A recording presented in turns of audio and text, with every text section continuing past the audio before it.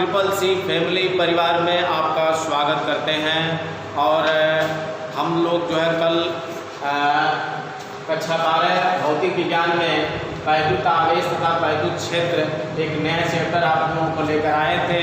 यह भौतिक विज्ञान का पहला चैप्टर है जिसका अंग्रेजी electric charge and electric field, जिसमें हम लोग घर्षण विद्युत के बारे में हम लोग सबसे पहले कल पढ़े थे, जिसमें आपको बताया गया था घर्षण की अंग्रेजी फ्रिक्शन होती है और वैद्युत की अंग्रेजी होती है इलेक्ट्रिक। घर्षण का मतलब यह होता है जब एक वस्तु दूसरी वस्तु पर एक वस्तु जो है दूसरी वस्तु को फिसलने से रोकती है तो वहाँ घर्षण बल कार्य करता है। घर्षण का मतलब होता है रगड़ से मतलब होता है, जिसमें आपको बताया गया था कि 2500 वर्ष पहले इंग्लैंड 2500 वर्ष पहले यूनानी दार्शनिक थेल्स ने देखा था कि जब अंबर नामक पदार्थ को ऊन से रगड़ा जाता है तो उनमें हल्की वस्तुओं को अपनी ओर आकर्षित करने के गुण आ जाते हैं। जिसमें आपको यह भी बताया गया था कि अगर आप अपने बालों में कंघी करते हैं और कंघी को छोटे कागज़ के तिनके के पास ले आते हैं तो वह कंघी जो है कागज़ के छोटे तिनकों को अपनी तरफ क्या करता है, आकर्षित करने लगता है।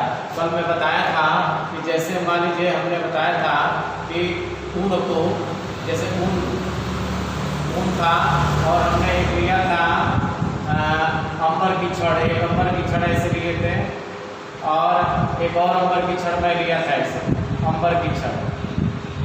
हमने आपको बताया था कि जब इनको रगड़ा जाता है अंबर की छड़ को ऊन से रगड़ा जाता है तो इसमें के इलेक्ट्रॉन इसमें आ जाते हैं। तो जब इलेक्ट्रॉन इसमें आ जाते हैं तो स्वाभाविक है ऋणावेशित होगा और चूंकि ये इलेक्ट्रॉन दे रहा है तो इसलिए इसमें धनावेश की संख्या बढ़ जाती है। इसी प्रकार इसको भी आप इससे रगड़ेंगे तो इसके इलेक्ट्रॉन जैसे इसके इलेक्ट्रॉन इसमें आया है उसी तरह से इसके भी इलेक्ट्रॉन इसमें आ जाते हैं और ये देखिए ये माइनस माइनस हो जाता है और ये क्या होता है प्लस प्लस प्लस, क्योंकि ये इलेक्ट्रॉन दे रहे हैं और जो देता वो दाता होता है।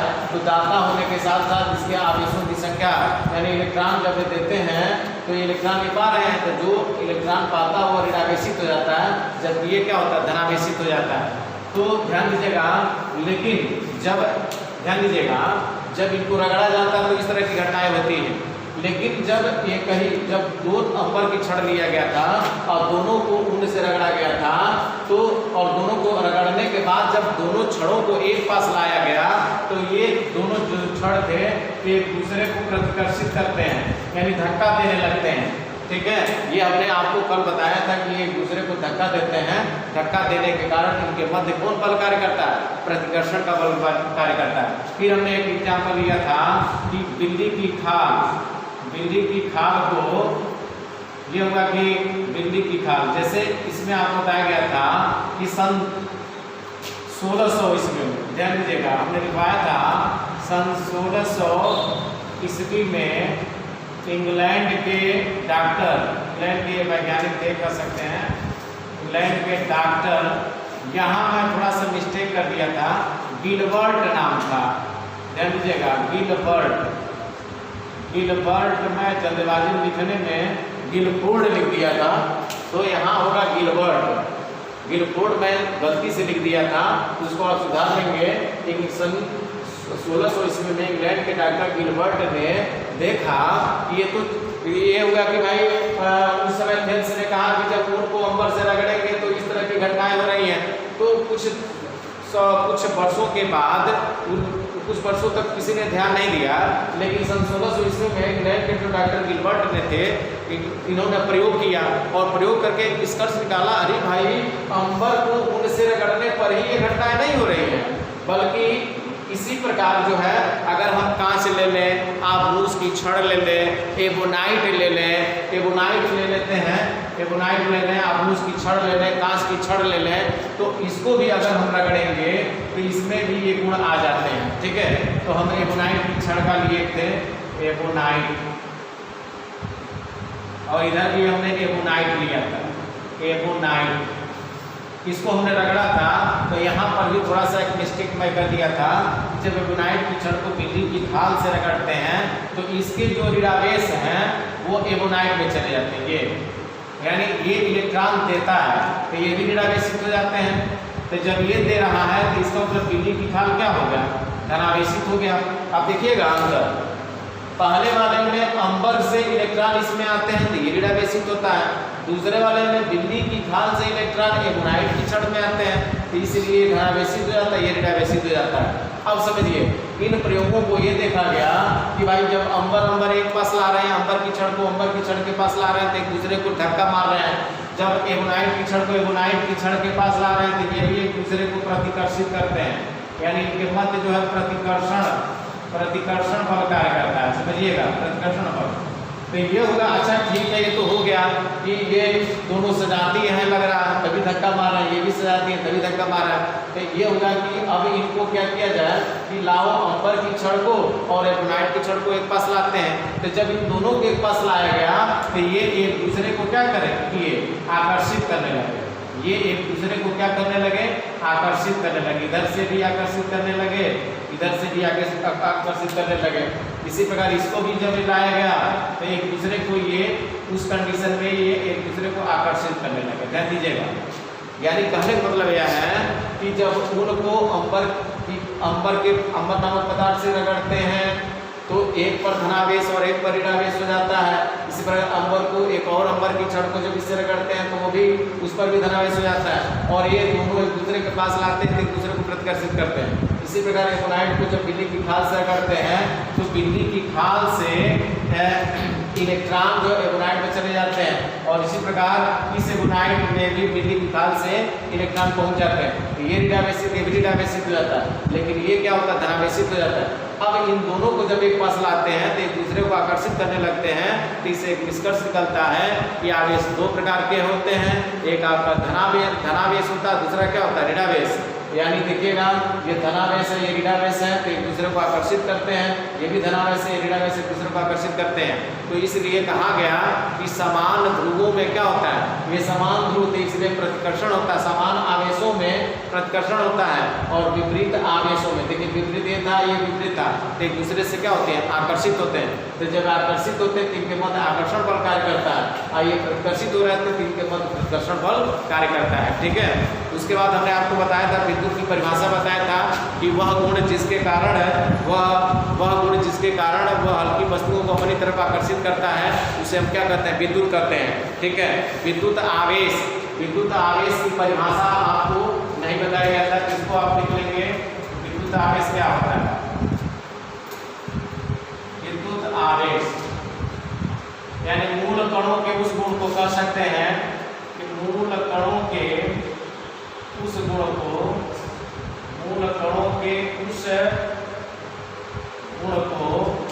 जिसके कारण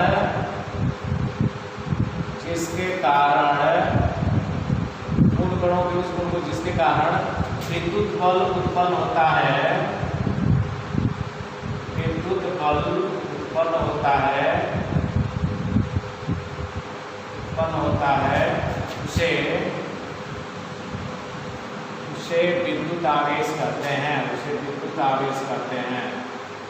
उसे विद्युत आवेश करते हैं, याद रखिएगा।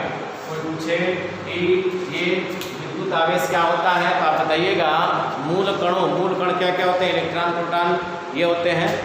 तो मूल कणों के उस गुण को जिसके कारण विद्युत बल उत्पन्न होता है उसे हम क्या कहते हैं, विद्युत आवेश कहते हैं। और विद्युत आवेश को किससे कहते हैं, लिखते हैं, विद्युत आवेश कहते हैं। विद्युत आवेश को Q से लिखा जाता है, विद्युत आवेश को Q से लिखते हैं, इसे स्मॉल q से लिखते हैं, लिखते हैं। और आवेश के बारे में आप पढ़े भी हैं 10 में। और आवेश Q बराबर किसके होता है, IT के भी होता है। और आवेश का जो होता है Q बराबर IT के, और Q बराबर NI भी होता है। इसको आप संगणक बना सकते हैं, इसको आप 2 बना सकते हैं। और देखिए 1 और 2 से तो बाएं पक्ष से दाएं पक्ष में क्या होता है, सेम होता है, यानी IT बराबर आप लिख सकते हैं NI, ये भी एक समीकरण होता है। अब इसमें एक चीज़ और ध्यान देना है आपको कि आवेश का मात्रक क्या होता है। तो आवेश का मात्रक आप निकाल सकते हैं, आवेश का मात्रक कैसे निकालोगे, ध्यान दीजिएगा। आवेश का मात्रक Q बराबर IT होता है, तो Q का मात्रक निकाल ले, तो I का मात्रक पूरे समय का मात्रक, यानी I का मात्रक पूरे समय का मात्रक, इस तरह से निकाल सकते हैं। I का मात्रक गुणे T का मात्रक। I क्या होता है? धारा, और धारा का मात्रक होता है एम्पियर। ये आपको 10 में बताया गया होगा, एम्पियर गुणे सेकेंड, और एम्पियर गुणे सेकेंड को हम क्या करते हैं? कूलाम। इस तरह से आपसे कोई पूछे कि आगे इसका मात्रक क्या होता है तो आप बताएंगे कूलाम होता है। ठीक है, तो ये आपको इसमें दो चीज में मिस्टेक किया था। एक आपका गिलफोर्ड में लिख दिया था, जो कि गिलफोर्ड की जगह गिलबर्ट होगा, और एक जगह और में मिस्टेक किया था, हमने कहा था कि इसके डेटाबेस, इसके इलेक्ट्रॉन इसमें जाते हैं, जबकि ऐसा नहीं होता है। बिल्ली की खाद से इलेक्ट्रॉन इसमें आते हैं, ये धनावेशित हो जाता है और डेटावेशित हो जाता है। और जब इन दोनों को क्षणों को पास लाया गया, एक दूसरे को आकर्षित करने लगे, और इससे निष्कर्ष निकला कि आवेश दो प्रकार के होते हैं, एक धनावेश होता है, दूसरा क्या होता है? ऋणावेश होता है। तो आप इसका स्क्रीनशॉट ले सकते हैं, फिर हम लोग आगे बढ़ने का प्रयास करते हैं। अब हम आगे बढ़ते हैं और अगला हेडिंग है मूल आवेश, जिसकी अंग्रेजी होती है फंडामेंटल चार्ज। तो परिभाषा में लिखा हूँ कि वह छोटा से छोटा आवेश जो किसी एक आवेशित कण अथवा आयन पर हो सकता है, यानी बहुत छोटा से छोटा आवेश, यानी प्रकृति में इससे छोटा कोई आवेश नहीं होता, याद रखिएगा। वह छोटा से छोटा आवेश जो किसी एक आवेशित कण या आयन भी लिख सकते हैं, या आयन पर हो सकता है, मूल आवेश कहते हैं। प्रकृति में इससे छोटा कोई आवेश नहीं होता है। कोई आपसे पूछे प्रकृति में क्या मूल आवेश से भी छोटा कोई आवेश होता, तो आप कहिएगा कि नहीं होता है। इसे इस मान ई से लिखते हैं, और साथ ही साथ ध्यान दीजिएगा इसका मान क्या होता है? इलेक्ट्रॉन के लिए क्या होता है? एक इलेक्ट्रॉन पर आवेश कितना होता है? -1.6 गुणे 10 के पावर -19 कूलाम। इसी प्रकार प्रोटॉन के लिए क्या होता है? प्रोटॉन का आवेश, ये इलेक्ट्रॉन का आवेश है, ये इस मान ई से लिखेंगे ना, इलेक्ट्रॉन का आवेश ई बराबर, ये इलेक्ट्रॉन का आवेश निकालेंगे। इसी प्रकार प्रोटॉन का आवेश कोई पूछे तो प्रोटॉन का आवेश भी निकाल सकते हैं। इस मान बराबर कितना? 1.6 गुणे 10 के पावर -19 कूलाम। याद रखेंगे इलेक्ट्रॉन पर जो आवेश होता है, इलेक्ट्रॉन पर आवेश कितना होता है? माइनस आगे लगा सकते हैं, -1.6 गुणे 10 पर -19, और प्रोटॉन पर जो आवेश होता है 1.6 गुणे 10 पर -19। और अगर अल्फा कण की बात करें, अल्फा कण पर आवेश, तो अल्फा कण का जो आवेश निकालेंगे, यानी अल्फा कण पर जो आवेश वो होता है 2e। ध्यान दीजिएगा 2 गुणे ई का मान कितना होता है? 1.6 गुणे 10 की पावर -19। इस तरह से हो जाएगा 16 गुणे 32, 3.2 गुणे 10 की पावर -19 कूलाम। याद रखिएगा कोई आपसे पूछे इलेक्ट्रॉन पर आवेश कितना होता है, तो आप बताएंगे माइनस आगे लगा के बोलिएगा, -1.6 गुणे 10 पर -19 कूलाम। और प्रोटॉन पर आवेश क्या होता है? 1.6 गुणे 10 पर -19 कूलाम। और अल्फा कण पर जब आवेश की बात होगी तो इसको हम किसे लिखते हैं? 2e से, और 2 गुणे ई का मान आप जान ही रहे हैं, 1.6 गुणे 10 पर -19, अर्थात 16 गुणे 32, 3.2 गुणे 10 की पावर -19 कूलाम। उसके बाद अगला हेडिंग हम डालेंगे कूलाम का नियम, जो कि वेरी इंपॉर्टेंट है, इसको समझते हैं। उसके बाद जो है, जब तक कूलाम का नियम आप नहीं समझेंगे, फिर आगे आपको कोई भी आर्टिकल समझ में नहीं आएगा। तो लिखते हैं कूलाम का नियम,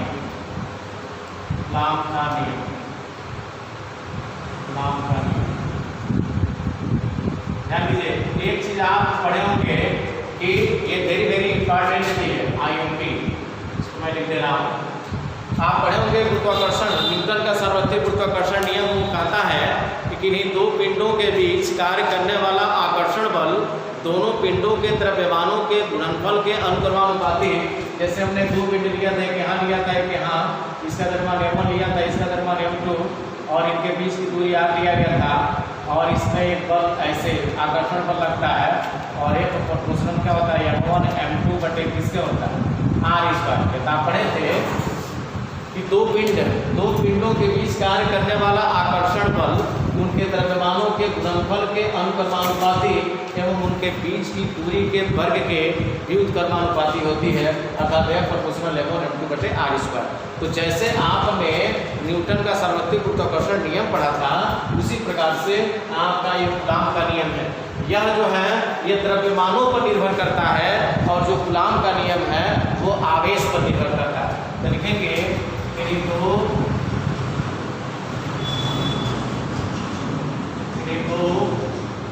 स्थिर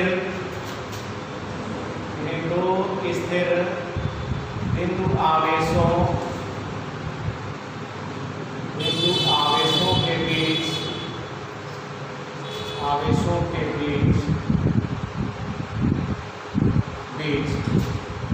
लगने वाला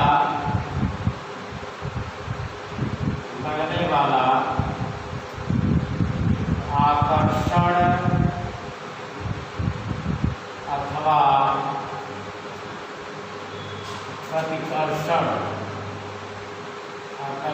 अथवा प्रतिकर्षण बल दोनों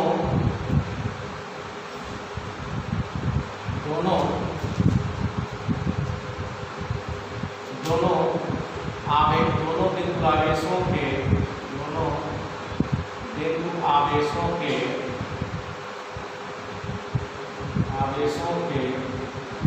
गुणनफल के अनुक्रमानुपाती एवं उनके बीच की दूरी के वर्ग के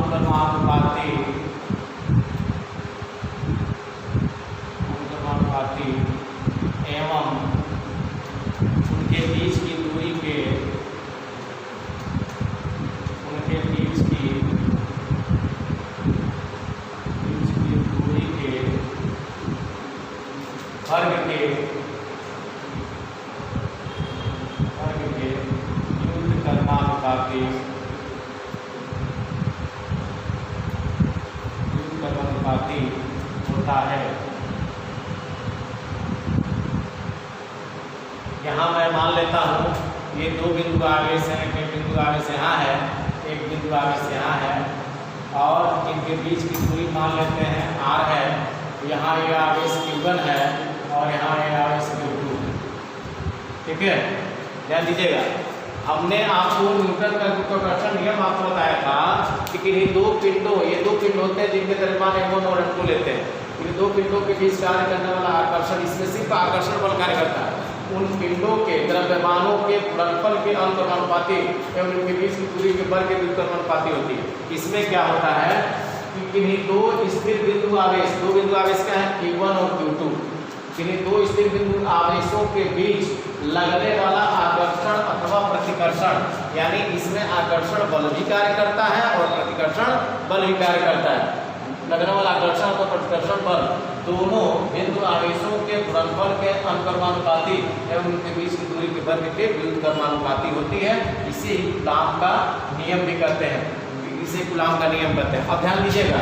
अब ये कहने मतलब आकर्षण और प्रतिकर्षण का मतलब क्या है, तो अगर दोनों आवेश समान है यानी दोनों प्लस प्लस रहेंगे तो इसका मतलब उनके मध्य प्रतिकर्षण बल कार्य करेगा। अगर ये दोनों माइनस माइनस रहेंगे तो समानन होंगे तभी इनके मध्य प्रतिकर्षण बल कार्य करेगा।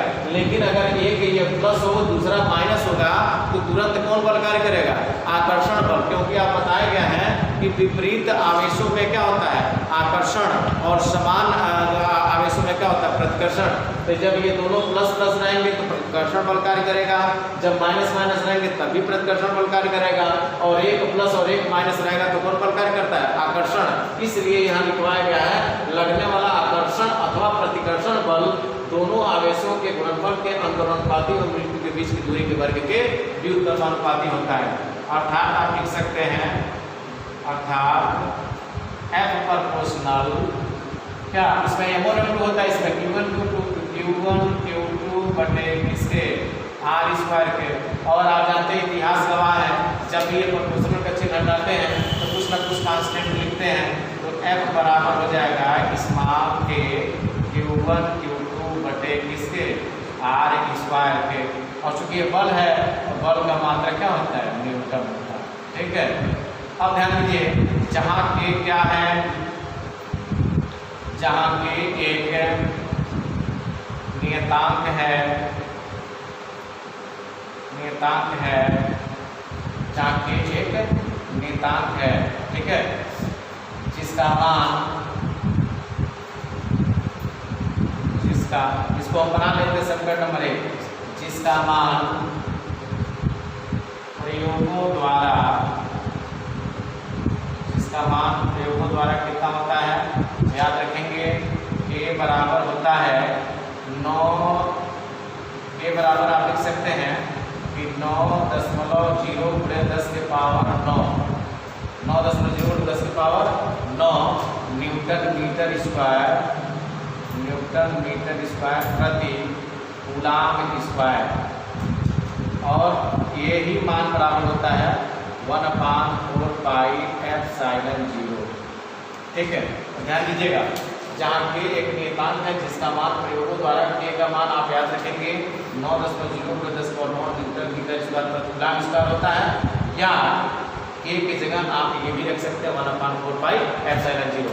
अब आगे देखते हैं क्या होगा, समझने का प्रयास करें। देखिए हमको क्या करना है, अब समीकरण 1 से, अब यहाँ लिखेंगे अब समीकरण 1 से, अब समीकरण 1 क्या कहा था, अब समीकरण 1 का मतलब क्या हो जाएगा, f बराबर, आप देख सकते हैं के की जगह हम क्या रख सकते हैं, ये भी मान रख सकते हैं, ये नहीं रखेंगे तो ये रख सकते हैं। तो ये हम पहले के की जगह रखेंगे 9.0 गुणे 10 के पावर 9, 10 के पावर 9 न्यूटन Q2 बटे किसके आर स्क्वायर के, चूंकि बल का मात्रा क्या होता है, आप लिखेंगे न्यूटन, न्यूटन। ठीक है, एक समीकरण तो ये मिल गया, ये भी आपका काम के नियम का फाइनल रूप है। अब आप के की जगह अगर ये मान आप नहीं रखना चाहते हैं तो के की जगह आप ये भी मान रख सकते हैं। तो के बराबर या फिर लिख सकते हैं इसी को, यह बराबर 1/4 पाई एप्सिलॉन 0 Q1 Q2 बटे किसके आर स्क्वायर, चूँकि बल है तो बल का मात्रा क्या होता है, न्यूटन। तो यहाँ तक अगर आप परीक्षा में आ जाता है और यहाँ तक आप अगर आप लिख लेते हैं तो आपके नंबर मिल जाएंगे। तो फिर से समझ लीजिएगा कि दो स्थिर बिंदु आवेश लेते हैं, फिर दो स्थिर बिंदु आवेशों के बीच लगने वाला इसमें आकर्षण और प्रतिकर्षण दोनों बल कार्य करता है। लगने वाला आकर्षण अथवा प्रतिकर्षण बल दोनों बिंदु आवेशों के गुणनफल के अंतर्गुणनपाती एवं इनके बीच की दूरी के वर्ग के व्युत्क्रमानुपाती होती है। तो क्वेश्चन का चिन्ह हटाते हैं, कांस्टेंट के लिखते हैं, जहाँ के एक नियतांक है जिसका मान प्रयोगों द्वारा कितना होता है, 9.0 गुणे 10 के पावर 9 न्यूटन मीटर स्क्वायर प्रति कूलाम स्क्वायर होता है, या इसी का मान 1/4 पाई एप्सिलॉन 0 होता है। ठीक है, अब ये इस के की जगह हमने एक बार इसको रखा तो ये माना गया, इसी के की जगह एक बार आप ये रखेंगे तो के की जगह हमने एक बार ये रखा तो ये वाला समीकरण बना है, इसी के की जगह हमने एक बार 1/4 पाई एप्सिलॉन 0 रखा तो ये बना। ठीक है, अब इसमें ध्यान देते हैं, जहाँ एप्सिलॉन 0 क्या है, लिख सकते हैं, जहाँ एप्सिलॉन 0 निर्वात अथवा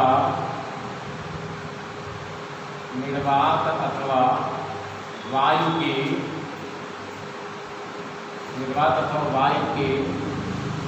विद्युतशीलता है। याद रखेंगे, निर्वात अथवा वायु की विद्युतशीलता है, निर्वात अथवा वायु की विद्युतशीलता है। मतलब यह है कि जब दो स्थिर बिंदु आवेशों के बीच यहाँ वायु होता है अथवा निर्वात होता है तब ये एप्सिलॉन 0 आता है। ठीक है, अगर अभी दोनों के मध्य में कोई के बराबर विद्युतांक वाला कोई पदार्थ रख दिया जाए, जैसे कांच हो, मोम हो, कागज अगर इनके बीच रख दिया जाएगा तब इसके मान अलग हो जाते हैं। ठीक है, लेकिन अभी मैं उसको बताऊंगा, लेकिन पहले हमको एप्सिलॉन 0 की बात करते हैं। तो अब लिखेंगे एप्सिलॉन 0 का आंकिक मान मात्रक, एप्सिलॉन 0 का आंकिक मान कैसे निकालोगे, आंकिक मान मात्रक एवं बीमा, ये तीन चीज मैं इसमें बताऊंगा, आंतरिक मान, मात्रक एवं बीमा।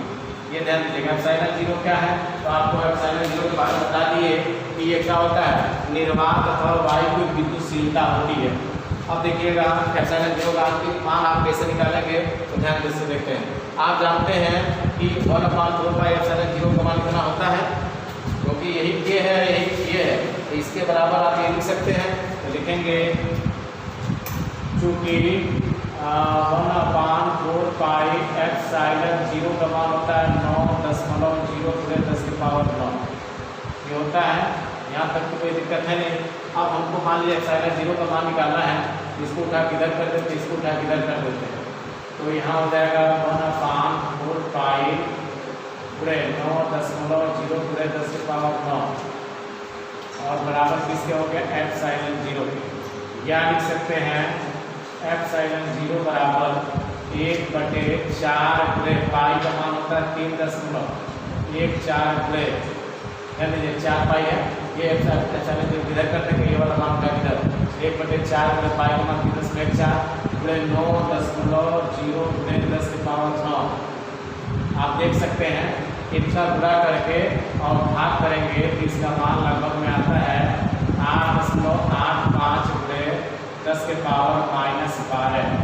और मात्रा क्या होगा तो ध्यान से देखिएगा कि जब ये इसका मात्रक होता है न्यूटन मीटर स्क्वायर प्रति कूलम्ब स्क्वायर, तो एप्सिलॉन 0 का मान मात्रक जब निकालेंगे तो ये पलट जाता है, यानी हो जाएगा कूलम्ब स्क्वायर प्रति न्यूटन मीटर स्क्वायर। यानी एप्सिलॉन 0 का मान आपसे कोई पूछे तो आप बताएंगे 8.85 गुणे 10⁻12 है कूलम्ब स्क्वायर प्रति न्यूटन मीटर स्क्वायर। ठीक है, तो ये एप्सिलॉन 0 का। अब इसमें क्या आंतरिक मान तो आपने लिख दिया, इसका मात्रक क्या होगा तो मात्रक आपके सामने है कूलम्ब स्क्वायर प्रति न्यूटन मीटर स्क्वायर हो गया। अब बीमा भी लिख लेते हैं, एप्सिलॉन 0 की बीमा,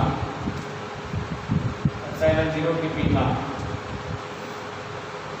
बीमा कैसे निकालोगे तो यहीं से निकाल सकते हो कूलम्ब स्क्वायर, यानी आवेश का मात्रक होता है कूलम्ब और आवेश की जो बीमा होती है वो AT होती है। यानी आप लिख सकते हैं आवेश यानी आवेश की बीमा, बट N मतलब होता है न्यूटन मतलब बल की बीमा, और मीटर स्क्वायर मतलब दूरी की बीमा। तो आप लिख सकते हैं यहाँ से आवेश की बीमा होती है AT, AT का ये वर्ग होगा, बटे न्यूटन में बल की बीमा होती है mL/T/-2, और मीटर मतलब दूरी की बीमा होती है L और स्क्वायर। ध्यान दीजिएगा, यानी मैं यहाँ लिख दे रहा हूँ आवेश की बीमा, यानी ये जो कूलम्ब होता है वो किसका मात्रक होता है आवेश का, तो आवेश की जो बीमा होती है AT, आवेश की बीमा AT होती है। और बल की बीमा आप लोग जान ही रहे हैं, क्योंकि ये न्यूटन आया है इसका मतलब बल रहा होगा, और बल का मात्रक क्या होता है बल का मात्रक न्यूटन होता है। न्यूटन की बीमा बल का यानी न्यूटन आया तो इसका मतलब बल है, और बल की बीमा लिखेंगे तो mL/T/-2, और ये मीटर स्क्वायर है तो मीटर में दूरी से मतलब है, और दूरी की बीमा हमेशा कोई भी लंबाई होता है, लंबाई हो चौड़ाई हो ऊंचाई उसका L होता है, तो ये L और वर्ग है तो वर्ग लिखेंगे। अब आप देख सकते हैं ये वर्ग चढ़ाएंगे तो क्या होगा A स्क्वायर होगा, B स्क्वायर होगा। अब इसको ऊपर भेजिए तो ये हो जाएगा क्या m/-1। देखिए ऊपर जाएगा तो घात की चिन्ह बदल जाएंगे, धन 1 तक -1। ये L पर क्या होगा -1, T पर क्या हो जाएगा +2।